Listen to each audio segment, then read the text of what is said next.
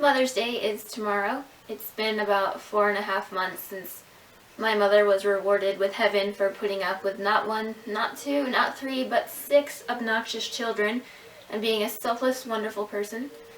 So, since this is going to be my first Mother's Day without my mom, sifting through her recipes and making one of them is kind of a bit deeper today. I'm going to be making some vegetarian lasagna. Mom always loved making lasagna, and we're kind of a weird lasagna family.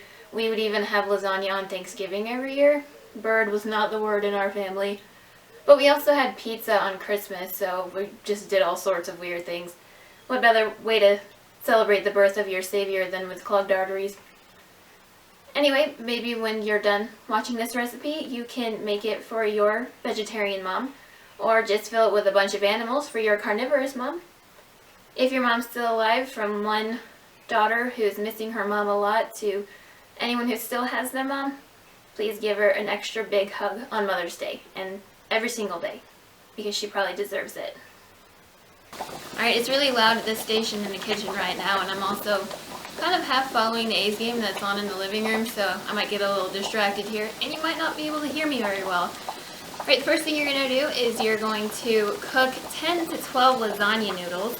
And while that's going on, you're going to saute half a cup of onion, and then once that's good to go, you add on, the recipe just said celery, so what I ended up doing was just chopping 3 stalks of celery and hoping that that's accurate enough. Anyway, you add that, and then a little bit of Italian seasoning to taste. I put some basil and oregano in there, and then about a medium-sized container of mushrooms in here. Once this is cooked through enough, you're going to go ahead and add about 16 ounces of tomato sauce and about 12 ounces of tomato paste. I've actually never added celery onto lasagna, to lasagna. Yes, that's what I'm making here. My mom always loved celery, which I always call crunchy water. We would even have cheese with celery all the time, which is interesting.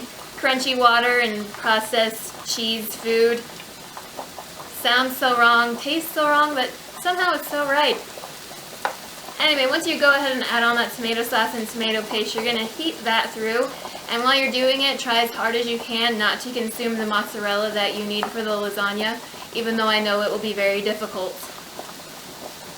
Alrighty, so if you're a lasagna aficionado and you eat it during all major holidays like the weirdos in my family, you obviously know how to make one after that.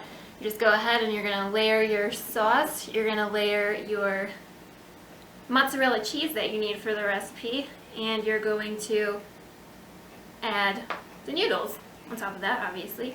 You can also add a little bit of Parmesan if you would like, because that's always pretty delicious too. The more cheese, the better. But no matter what you do, make sure that you don't eat the mozzarella cheese that you're supposed to be putting in the lasagna. Whoops.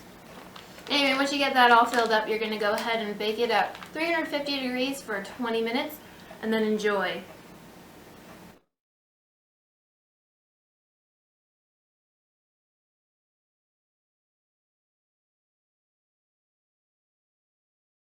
Time for the official taste test. I'm not tasting it because too much taste bud action at once could be dangerous.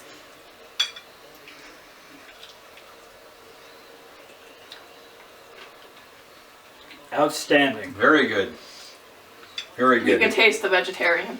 A great lasagna recipe. Because it was made with real vegetarians. And there's mushrooms. It's fantastic. I like it. A lot of goodness here. Very good. Thanks for the recipe, Mom.